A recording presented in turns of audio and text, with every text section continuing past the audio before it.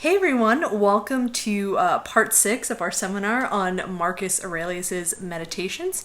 And we're covering book 7 today. Oh, and I kind of forgot really important stuff. I'm your host, Jordan Klein, and I'm joined by my lovely co-host, CJ Eller. That's me. Hi. And yeah, so we're going to cover book 7, and I'm just going to turn it on over to CJ since he's our discussion leader for today. Yeah, so with these discussions, at least for me, I like to frame them with an analogy. I think analogies are a wonderful thinking tool because it lets us use something that we already know or at least familiar with and look at the thing that's foreign to us in a different light and gives us another perspective that makes us able to understand what we're tackling here. Right. And with Marcus Aurelius, we do have a lot of ideas that are developing and a lot of ideas that are coming in that are new. And I think a great way to synthesize those two things is to bring it under some kind of analogy. Yeah. So the analogy I want to use is based off of chapter 61 of this chapter, or of this book. And I'd like to read it. Ooh. And again, this is chapter 61. Now, Jordan and I have different translations, but I think it will makes sense either way. So here's chapter 61. The art of living is more like wrestling than dancing, in that it stands ready for what comes and is not thrown by the unforeseen. Again, the art of living is more like wrestling than dancing, in that it stands ready for what comes and is not thrown by the unforeseen. And what really struck me about that is that, life is not dancing, it's combat. He describes it as wrestling in the sense that we are in some sort of competition with another opponent or with some kind of opposing force, and we have to deal with it in some way. It's not we're not just the only person dancing, or we don't have a dance partner. It's more so a dance partner in the sense of like we're fighting with somebody or fighting with something. So that's so interesting. Yeah, and that analogy for me took me to another level where I said, what if we frame Marcus Aurelius in the way of combat or of wrestling, right? In some degree. So for this instruction of book 7, I will be using wrestling, or we will be using the idea of wrestling in combat as an analogy for a lot of the ideas that we are going to be discussing. That's excellent. Yeah, I think that one thing that we haven't really emphasized is his martial prowess, and that's a significant part of his identity. So I'm really, really excited for this lens. So let's get into it. So we're going to start by distinguishing what combat is, or what war is, and I'm going to be using a definition by a British psychologist who studied war extensively, and his name is Norman Dixon. And in his work on the psychology of military incompetence, he says that war is a matter of two things. Any war, whether it be in Marcus Aurelius' time or ours now, is that it's two things. It's a matter of information and energy. That's all war. Every single war is a matter of information and energy. And we're going to go into that a little further as we move along. But I wanted to start with the idea of information. And usually we think of information maybe doing two things, or at least Norman Dixon, how he describes it, especially with incompetence, this idea that we have true information and then we can also have false information, that I thought there was less soldiers on the bad side than we thought there were, and we just went in with a few men and we got slaughtered. And then there's also the idea of what's true, or these forces are coming to us at this time, and we have to make a judgment on that. Right. So to help this conversation flow a little easier, I'd like for us to explain, or to focus on the true, what we know for certain, not the unexpected information, Right. but the true information. And Marcus Aurelius, if we really look at book 7, Marcus Aurelius gives us, through his little jotting down of notes, information of what the world is, of what's coming at us, per se, as like Right. what is the opponent that we're dancing with. And I broke it down. It could be metaphysical or social or rational, emotional. And I was wondering if you had any sense of what we're dealing with as human beings, or what Marcus Aurelius is dealing with Yeah, as a human being. Like, what's the information that he's getting out from the world that he has to deal with? Yeah, that's such an interesting question, because I feel like no matter what sort of information, data he was getting from magistrates or courtiers, or if his soldiers, I can't help but wonder if that information he received, whether or not if he would sort of apply a stoic lens and say, okay, like what are the value judgments? So you're talking more about just day-to-day life, that he has to deal with humans. Like, that's one thing that's coming in, that like, what's to be expected. I'm going to deal with all of these human beings, and I mean, and not all of them are going to be entirely intelligent or smart. He's going to have some people that try to betray him, or some people that try to damage him intentionally or unintentionally. Yeah, so that is one thing. And there are a couple of instances in book 6 where he actually says, pay attention to what people are saying. Pay attention. In chapter 4, he exhorts himself to pay attention to conversations, and then really try to focus in on the impulses that go on in those conversations, and what the root of those impulses are. And he stresses to watch what people really actually mean to say.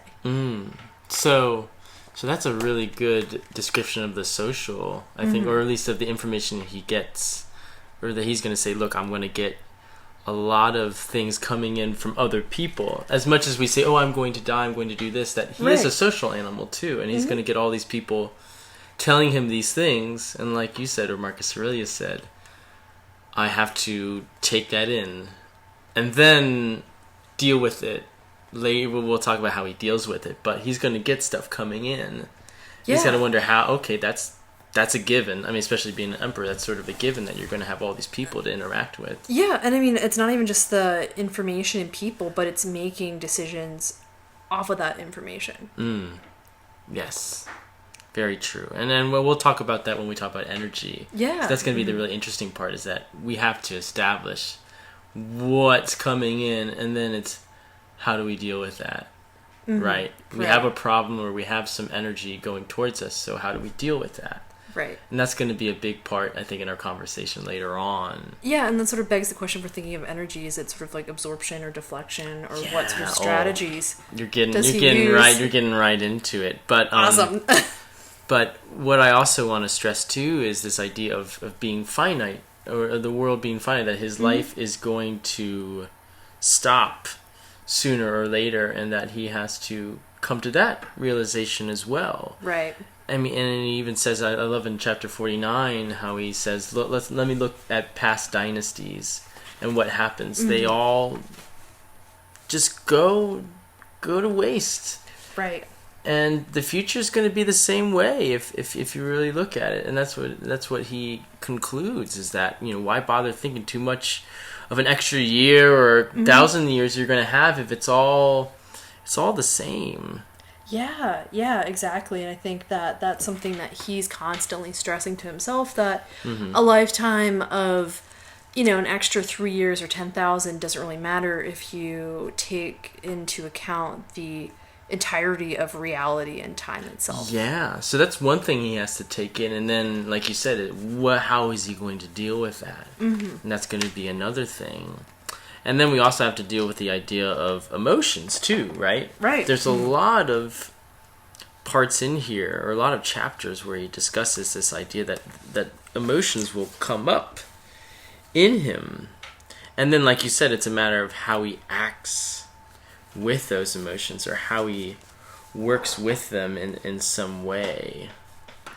And then we also, I also find that there's this idea of good things, doing good things as having their merit. That just because you do a good thing, it has its own intrinsic value. Right. Without just divorced from the social. So that's another thing maybe we can plop onto the social aspect of this information, is that you will do good things, right? But then people may or may not receive that in a positive way, right? And how do you deal with that? Yeah, and I think that speaks a lot to, I think the problem that a lot of rulers face is just the fact that he pretty much says, and I'll place the chapter if I can find it readily, is that he says that your obligation first and foremost is to carry out your duties as a ruler, no matter how much your subjects roll their eyes. So it's almost kind of like he's a sort of a mom of the empire, you know? Yeah. Like, damn it, you're gonna eat your broccoli because it's good for you. Sure. And despite the kicking and screaming of his subjects. And then it's a matter of how you deal with that too, because I think, like we mentioned before, that people might not take it in a positive way. It could be a negative way. Right. And I think that goes to another thing too, this idea that we mentioned before, is that people will sometimes not be grateful for what you do, or not give you the praise that perhaps you think you need. Right. So Marcus Aurelius we've seen it multiple times throughout the text, and he just says that given the sort of ephemera of fame, that it doesn't matter, that winning the approval of others and seeking flattery from others and praise is virtually pointless. It's chapter 36 that he pretty much asserts that the duty of a ruler is to rule, and it's not a popularity contest. That's one thing he has to deal with. It's okay dealing with ruling, and that's a great way how he deals with that solution, and we'll unpack that. But it's based on this idea that okay, I'm ruling, and yet there are these other factors that jump into it. Social factors that, okay, am I being well liked? I might be doing, quote unquote, doing a good job, which has its own merit, but do I want more? Do I want to divert that energy into more things, or should I go against it and be like, no, I want all the praise. I want to do it all by myself. And that's another thing that we can plop onto this information too, is that sometimes people will help you. And how do you deal with that? Yeah. Right? Because as much as we say it's negative, it can also be a positive thing that you get reinforcements. Right. And you have to Chapter assert some 7, kind of difference. Yeah, chapter 7 stood out in my mind because he says that there's nothing wrong with accepting help, and don't think that it's something particularly shameful. And then another thing I thought was interesting that he points out is he says, don't be ashamed to accept help from another person, especially if it's in the line of duty. Which is kind of reminds me of that book by Sebastian Junger that we've I think chatted about once in a while. I think it's like Tribe on Homecoming and Belonging. Yeah. And it's about how just the function, like the sort of I guess evolutionary biology and the necessity of depending on other people for your own survival, and how that's very much ingrained in our psyche. So the fact that we live in this industrial society, and it's made us more independent, we've lost that sort of psychic value of relying on others and having other people rely on us, and really building communities. No, exactly. And that's it. I think we've established a lot of the information. We've sort of come up with the solutions, I guess, but we should unpack it even further. So, at least the information coming in. Yeah. There's a tension within the solutions themselves, because there's that tension between the common good, but then also Marcus Aurelius says, oh, well, don't worry about the approval of others. So it seems like there's a line that he has to toe. Sure. And I mean, and let's start with the idea that okay, we have information first, that there isn't a solution or anything. Like we're not even solving any problem. This right. is just these things are a fact of life, that we have the social, we've kind of gone over certain things that maybe people will help you, people will not help you. You'll have obligations to certain things. You'll have to be Groups and in regards to your job or your job title essentially. And then we deal with stuff like the metaphysical. I don't think we really touched on a lot on that, but this idea that you will die, and sooner or later you're going to be forgotten, and that's something. Okay, that's some information I need to know.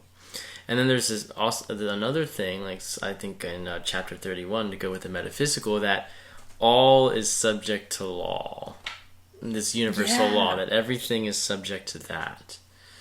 And then we can even go a little further. I think you touched on it too, that we have this big universe, and universes upon universes upon universes upon universes, that we're these little tiny specks.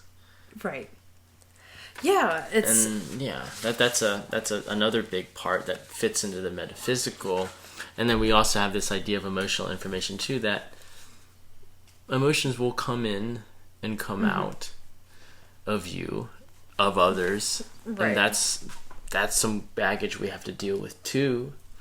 And then we also have to deal with rational information, that okay, we've gotten this from previous books, but we are rational creatures. Okay, so now what?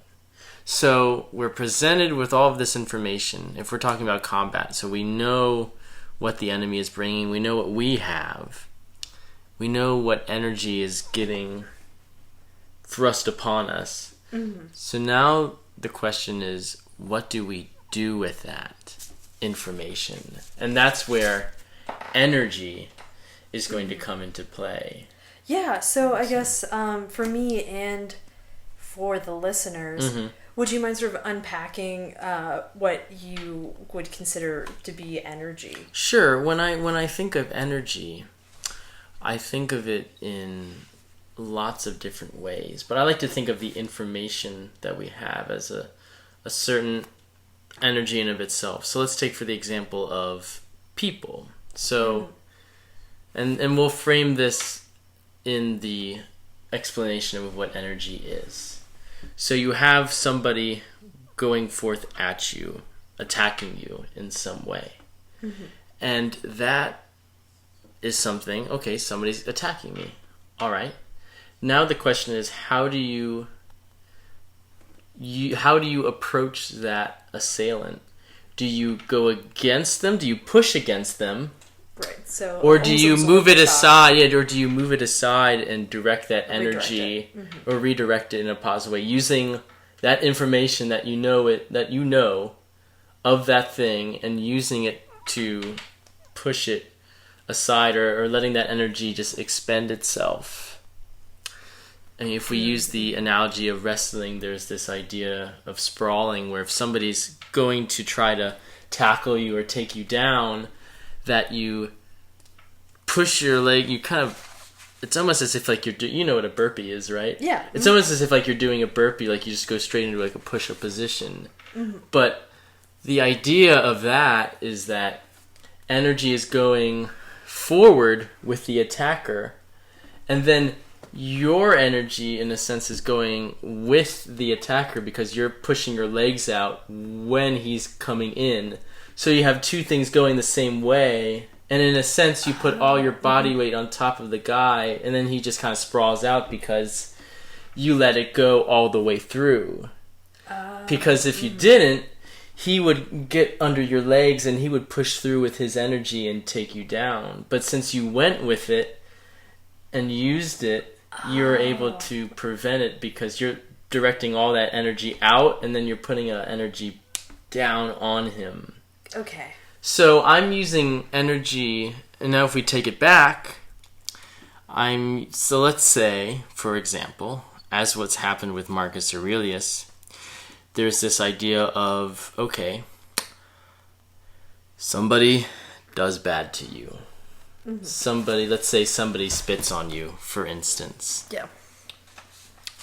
That is the energy directed towards you, right? A bad thing. That is the energy directed towards you. So now the question is, what are you going to do with that energy? Right. And we have two options, at least as far as I see it, and as Marcus Aurelius sees it.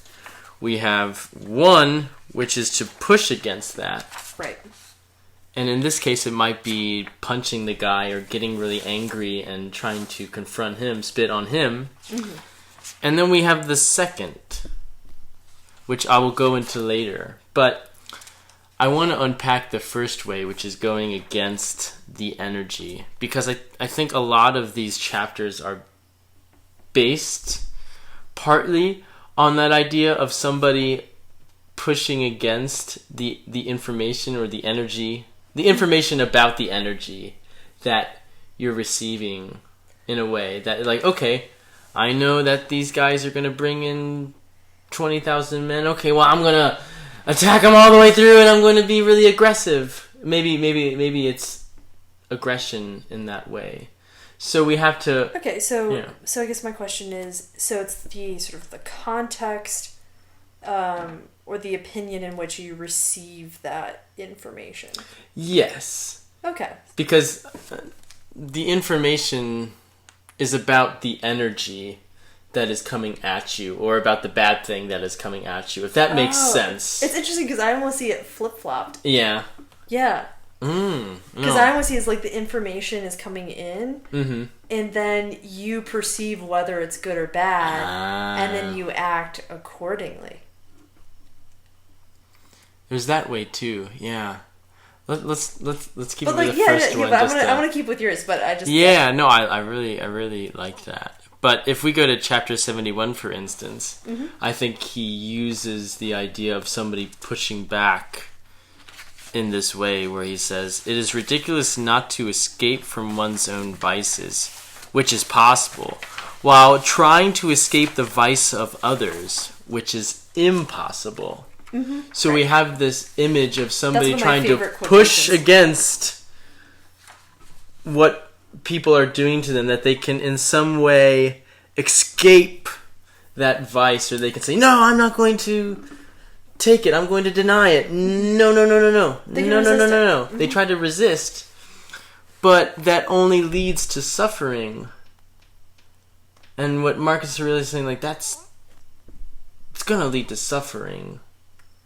And then if we deal with another example of somebody pushing back, for instance, where he says we should, in a sense, be happy of the pleasures that we already have, which I think is chapter 27. Right.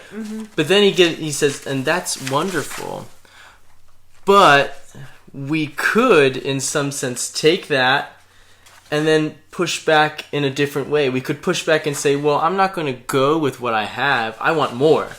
Right. I'm not going to let this, I'm not going to just keep what I got. I'm going to take this energy, I'm going to take it and push it towards something bigger and better, and just keep it rolling. But Marcus Aurelius says, hold on. That's only also going to lead to a drunkenness of want and greed and desire, and it will just leave someone confused and bitter and upset. I mean, obviously he's seen that from past experience with emperors. I'm sure there were a couple emperors before him that were drunk with some sort of power or want of physical things.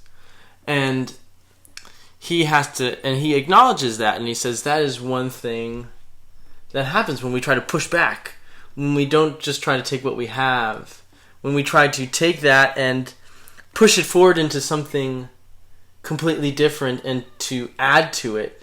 Right, and I think that speaks a lot to his beliefs on moderation and using reason. I think it seems like reason doesn't take more than it already, I guess.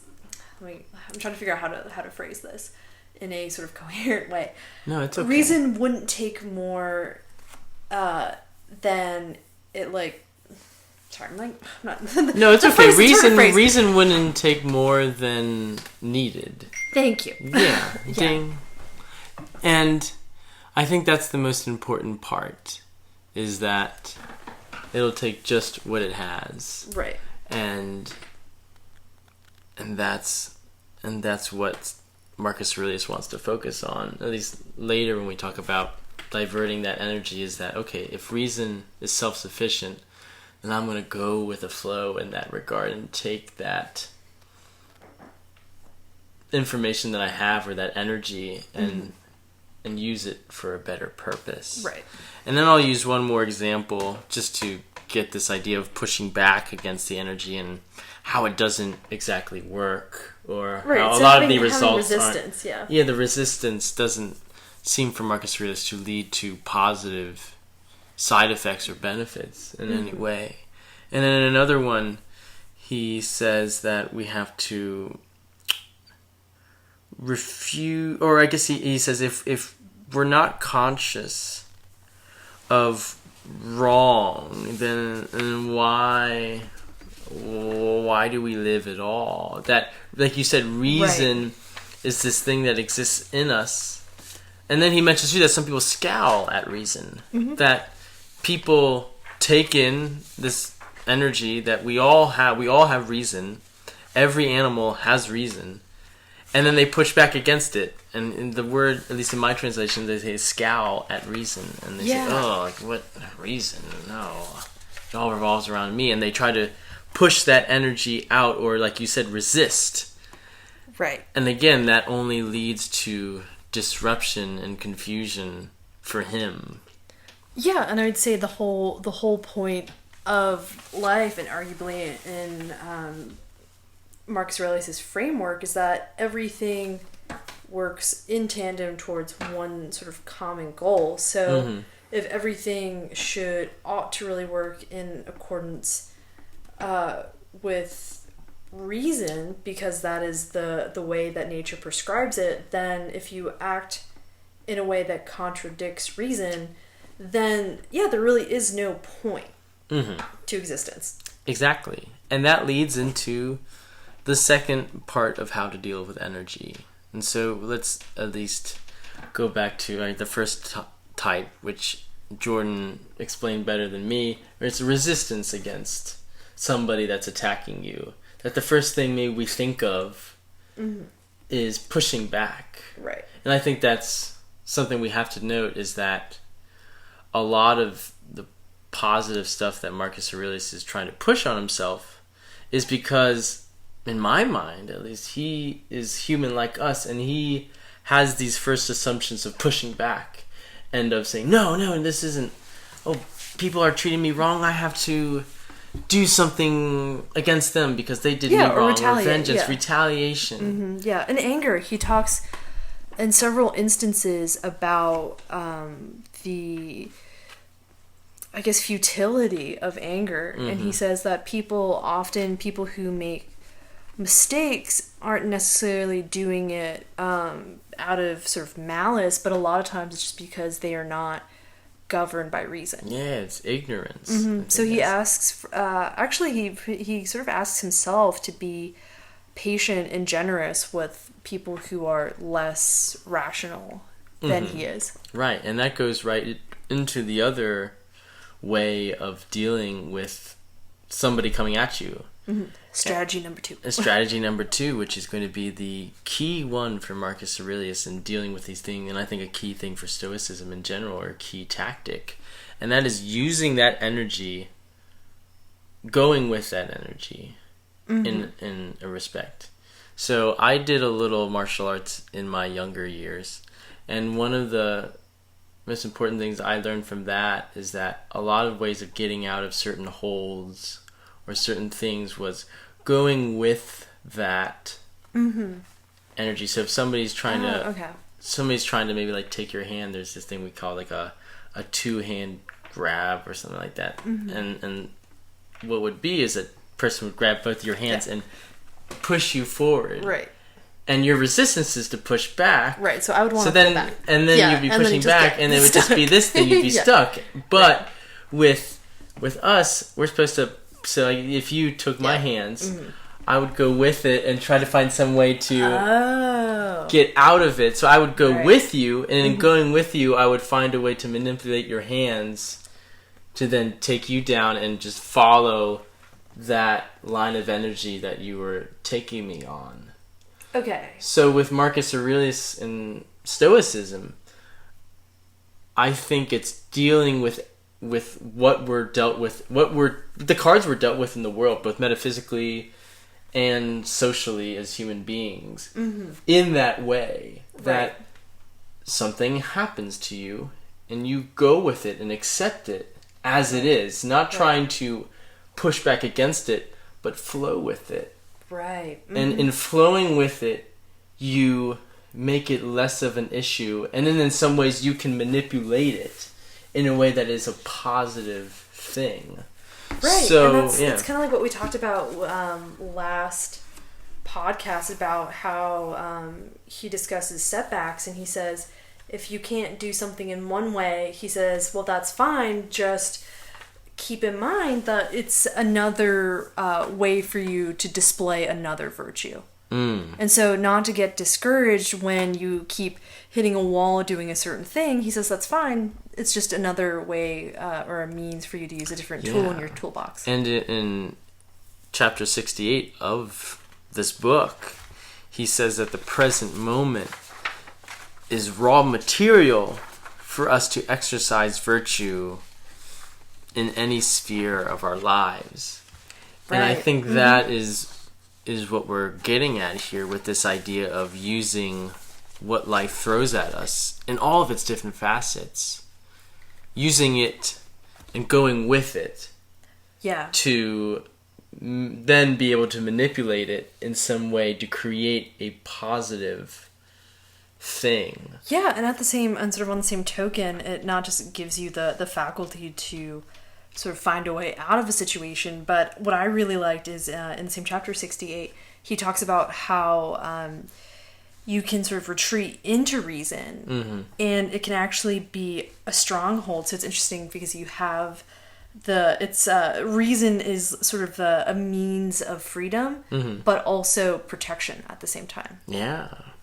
And sometimes that's the funny thing, is that sometimes the way to defend yourself or to act as a stronghold against certain attacks, at least for martial arts, is to go with the attack, which is something that, again, we don't want to. We want to resist it. Right, it's counterintuitive. So maybe our impulses, so impulsively, if you reach for me, my instinct would want to pull my arms back. Right. But then that only increases the tension. Right, and then so maybe that's also something to be said about training, and we could maybe think of Stoicism as a discipline. So if you, I guess, sort of almost rehearse these sort of situations in your mind, not exactly, I'm not talking literally about holds per se, but if you remember training, maybe you're able to tamp down your own impulses to resist, and like you said, go with the force that's against you, and then eventually find your way.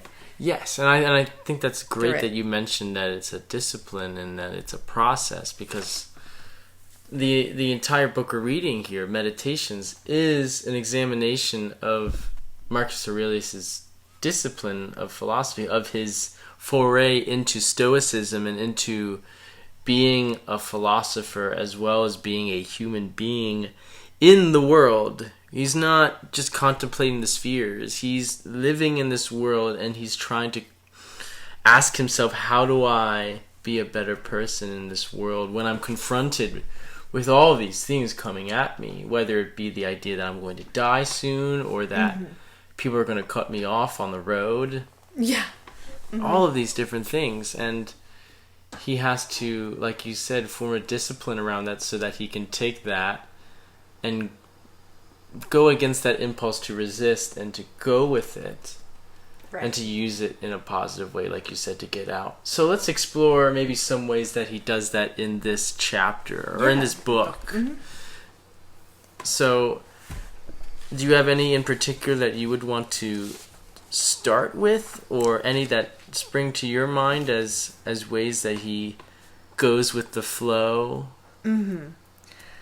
I would say that a lot of, which I thought was funny because when you were talking about sort of what are the sort of enemies, right, to be diligent about, I think that one of the enemies per se I thought was really interesting was imagination. How so? So I think that imagination for him creates false impressions in his mind. So I think that it's part of the sort of the discipline, right? Because if you want to impulsively act in a certain way, imagination obscures the rational way out of a sort of a bad path or a bad trajectory.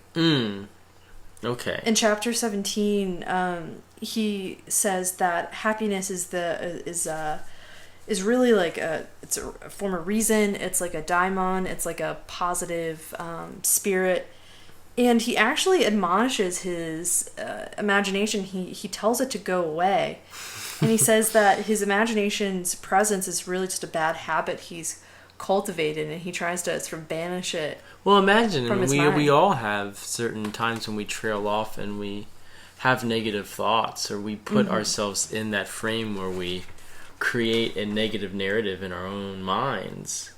And in a sense, that's imagination, as I see it, working maybe in Marcus Aurelius' mind as well.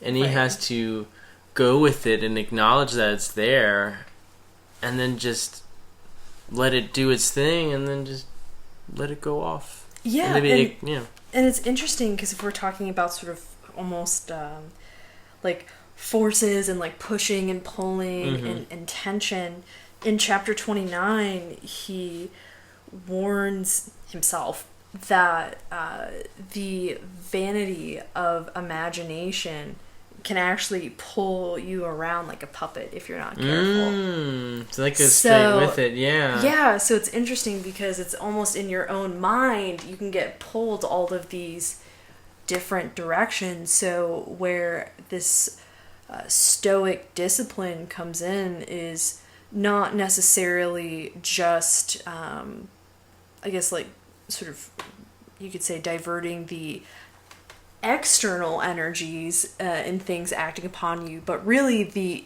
internal turmoil. Yeah. Because if you think of it in a way, you have to sort of quell the internal, mental, and emotional, like, heave-ho in order to really effectively operate with the external. That's such a great point, and that's something he talks about time and time again, including this chapter. We might be beating a dead horse here, but this idea that you, at least in chapter 14, he says you have to refuse to judge something as bad or good, because then if you treat something as bad, you're going to complain about it all the time, and if you treat something as a pleasure or as a good, and as he says in chapter 27, you might get to a point where you're going to depend on it so much, and it kind of becomes an addiction. Right.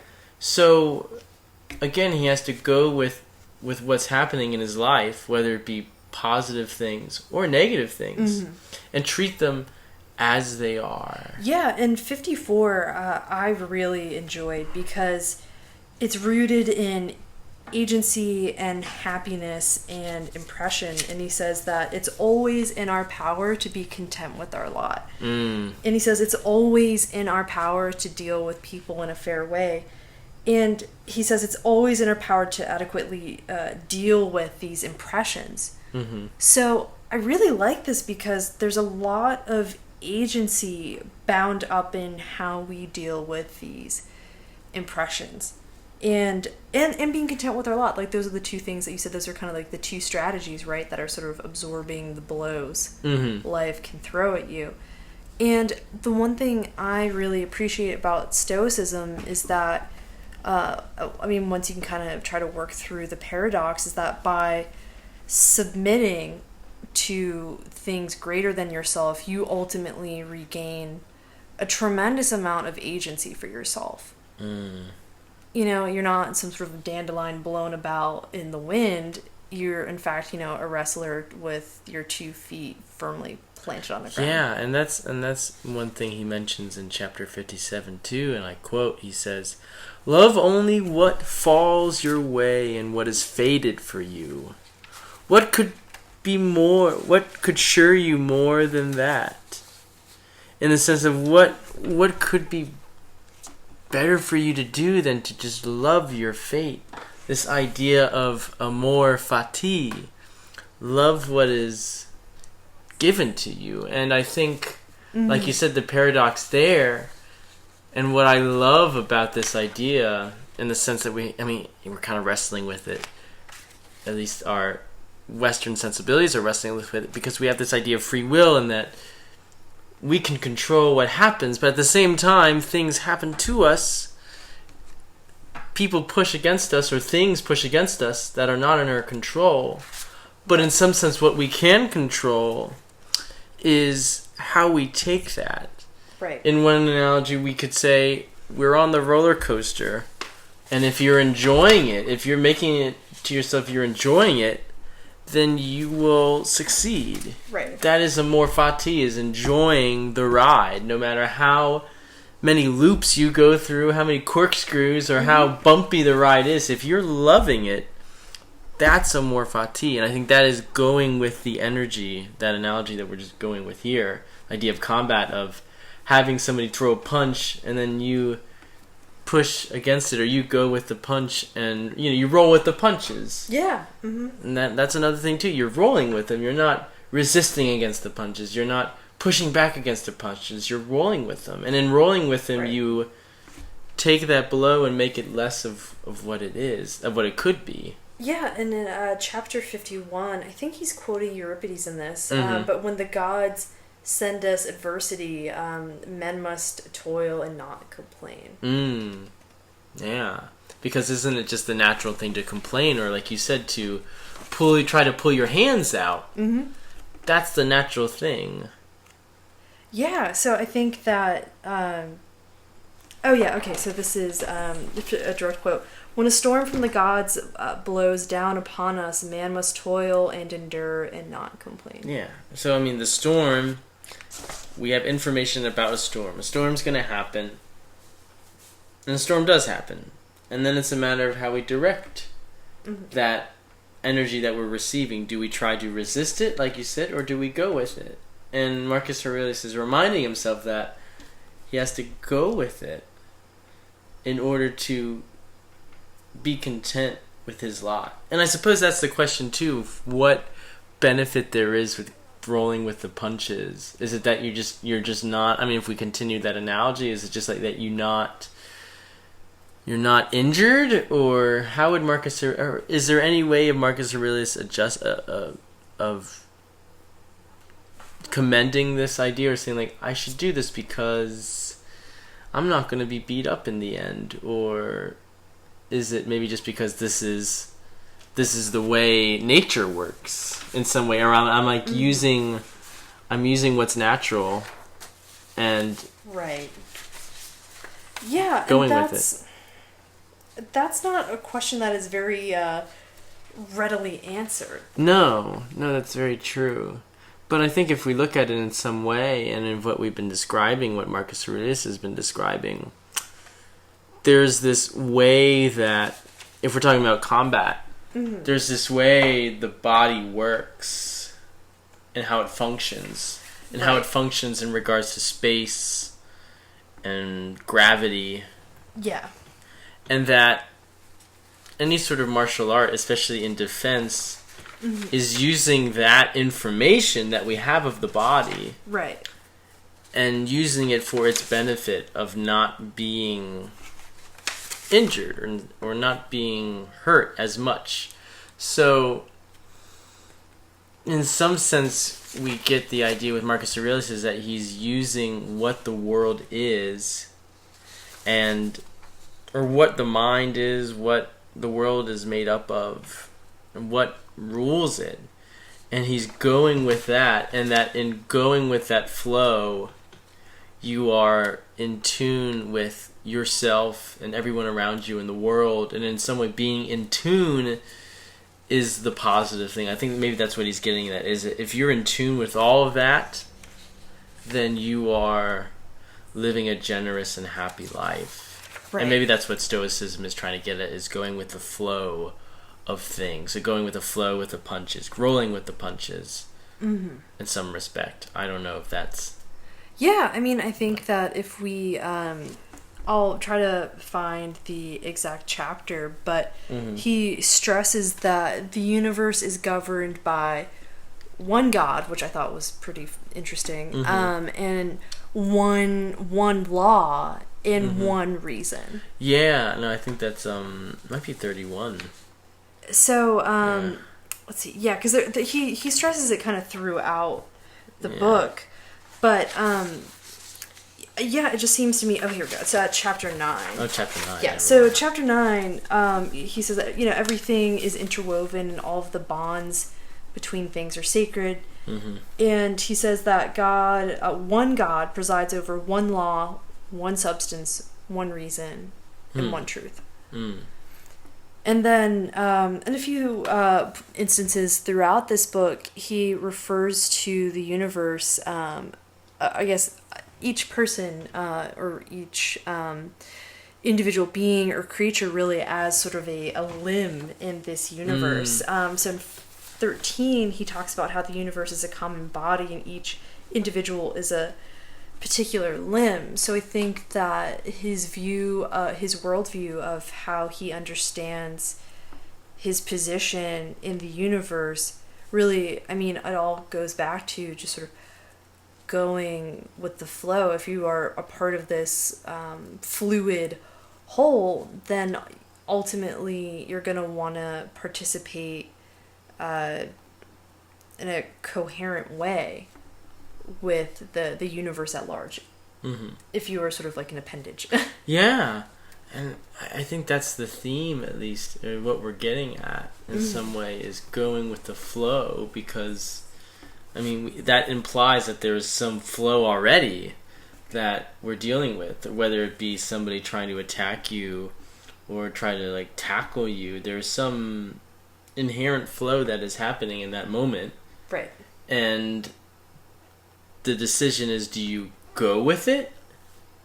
Or do you try to divert that flow in some way because it's not up to your snuff, or you can't accept that in some way? You can't, or you refuse to accept it because there's some sort of greater explanation at work that you might not be able to sort of comprehend with your own scope of reason. Yeah, or your information is rather limited. That maybe it's positive information where it's like you're like, oh, I'm part of this greater thing. Right. And if I go with that energy, then I can realize that everything is a part of that. Right. So I guess at that point, if we sort of extrapolate that, then you could either have limited information or you could have obscured information. And I think that impressions and desires and impulse has a lot to do with obscuring that almost HD, crystal clear image of reality and like what reality really is. Yeah, because I don't know. Yeah, I mean that's very true.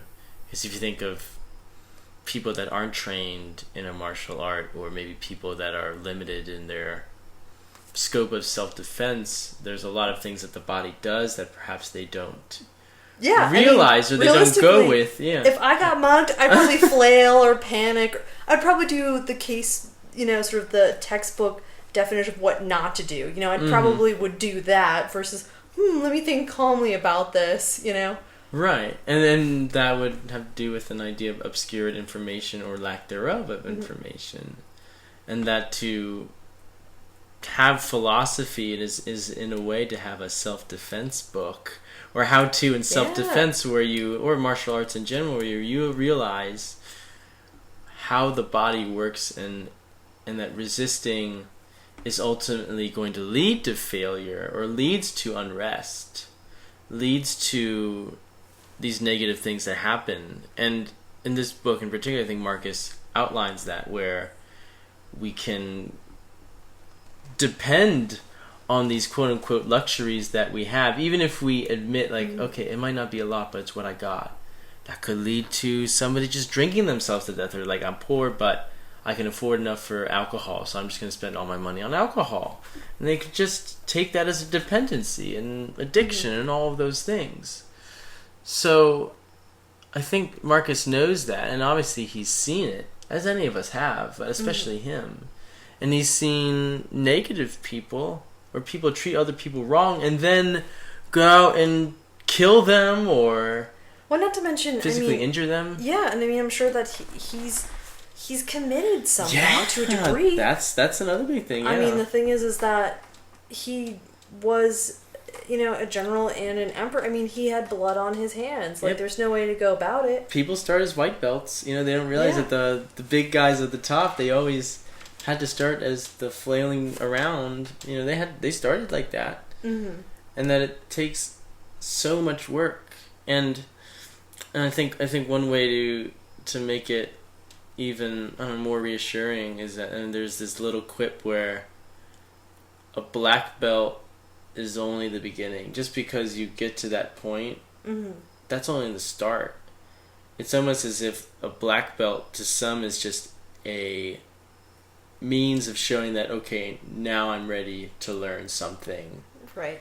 That Marcus Aurelius, by doing all of these things, maybe we can think of him as a philosopher, but I think in some respects, as he's grappling with these ideas and maybe coming to a better understanding of the world, he realizes, like, okay, now my work really starts. Like, now I can really learn about these things. So, and I think there's something, there's something totally to be said for that sort of humility and being a sort of perpetual student of life. Yeah. And it's constantly saying, I think it's not enough really to say, oh, well, I think I've learned enough, so I think I'm pretty knowledgeable on Stoicism, so I can stop reading this. Mm-hmm. Yeah, no, I mean, I definitely think that there's an element to humility in that, and he even himself warns himself of the dangers of vanity. Mm-hmm. Yeah. Mm-hmm. I'm wondering if there's any more, but I think that's a good place to stop. Yeah, so why don't we do just maybe a quick recap of the 3 strategies? Sure. So, at least to overview everything. Right. Tie a nice little neat bow on it. Yeah, try to tie a bow on this. So we start with information. And information is what the world's going to be like, what we confront in our day-to-day lives. Mm-hmm. And to mention a few things that Marcus addresses, he talks about the idea that, okay, we're going to die someday, and we're going to be forgotten. There's reason that controls everything, and we all are capable of reason. People are going to do shitty things to you. Yeah. That's a given. You're going to have emotions and pleasures. That's a given. And all of this information, in of itself, has energy. They are assailants that are going to attack you. So in a sense, the information is the information of the opponent that you're going to face in life. Right. So then the question is, how are you going to deal with that? How are you going to approach this energy that is attacking you? Right. So our strategies then. So the first one is the what not to do, and that for Marcus Aurelius is resisting that energy. And he touches upon this in many ways that we've discussed. One in particular is trying to go against what you have and try to get more of it. In a sense that you become dependent on the pleasures of your own life, even if they be minimal or maximal. That you take what you have, it's coming at you, so don't and then take you go more, against it. Yeah, so don't take more than allotted to you. Yeah, but that's a negative way of doing that, and then he says, like, if you go against reason, if you go against all these things, that there's this negative connotation, or that when you try to resist, it's going to overwhelm you. Right. Okay, so then strategy number 2. 2, which is the Stoic way, is to go with the flow, as we've described, to roll with the punches, to accept what's coming at you, and not to make a value judgment, not to resist, but to take that energy, let it approach you, and then divert it in some way. And we can frame that with Marcus's big idea of seeing things as is. Right. That if somebody is mean to you, to not look at that as a quality in that person, but to look at it as they're a rational being, but perhaps they had an off day, or they have some sort of deficiency. Exactly. And that's not a judgment of their character. They're not a bad person. So that energy's coming. Okay, person cut me off on traffic. They're not a bad person. It's totally fine. I'll live. Right. I'll be okay. Where you could have resisted and say, oh, fuck you, honk, honk, honk, road rage, Yeah. lawsuit, and then, but since we're going with it and taking that, okay, this person cut me off, I do it all the time. Mm-hmm. There's nothing wrong with him. Yeah. He's just like me. Mm-hmm. You accept what has happened to you, and you go with it. Mm-hmm. And as we've illustrated, there are many ways that he does that. And we'll illustrate it even in countless other books. But that idea of rolling with the punches, I think that's the main analogy. That's the key. That's the key takeaway, I think, of Stoicism in some respect is knowing that things are going to come at you, and then being ready for that when it happens. I mean, to quote him again, that living's like wrestling. It stands ready for what comes next and is not thrown by the unforeseen. Yeah. That's it. So maybe with Stoicism, that can just give us the grounding just to sort of dodge or maneuver on the things. Whatever happens. Whatever happens. Yeah. Cool. Okay, so I think that is that pretty much a wrap? Cool. Okay. All right. Well, thanks everyone for tuning in and listening. If you like what you hear, you can check us out on SoundCloud, YouTube, and more importantly on the Noetic app, which you can download from the App Store or Google Play. So yeah, that's it. Thanks for tuning in, and we'll talk to you next time. Bye, everybody. Bye for now. Until next time, we'll be discussing book 8. Yeah. And Jordan's going to be leading it, and it'll be a lot of fun. Yep. So get excited.